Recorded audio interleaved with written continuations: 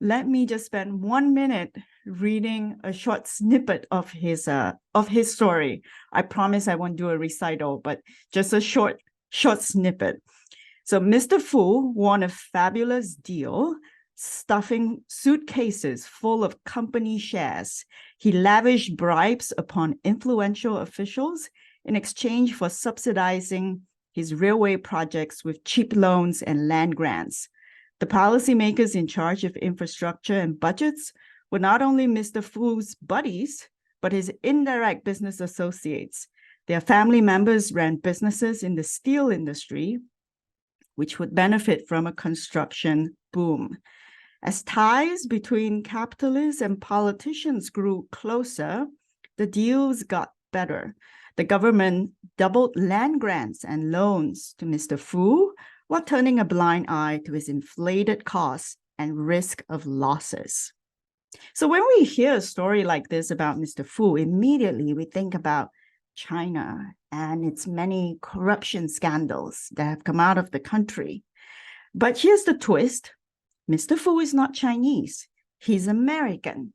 In Chinese, his Mr. Leland Stanford's last name translates into Si Tan Fu. That's why I call him Mr. Fu. That's the twist.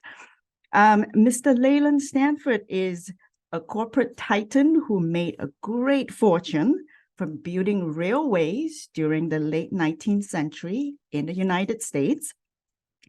With the great wealth he amassed, he became a philanthropist and founded a university at the height of what is now known as America's Gilded Age, Stanford University. And that's where I went to school. So I think the founder of my university would be quite proud that I am informing everyone of his legacy. So this story reminds us that today when we think of the United States, it being the #1 superpower of the world, not only in terms of its wealth and its military power, but also its soft power, we immediately think of the United States as the beacon of good governance, transparency, democracy. And the United States, along with many Western liberal democracies, are seen as the benchmark for good governance that all developing countries should look up to. In telling the story of Mr. Fu, what I hope to do is, first of all, to remind everyone of the historical realities. It was actually a time of crony capitalism. There were also, but at the same time, those were also years of extraordinary growth and transformation.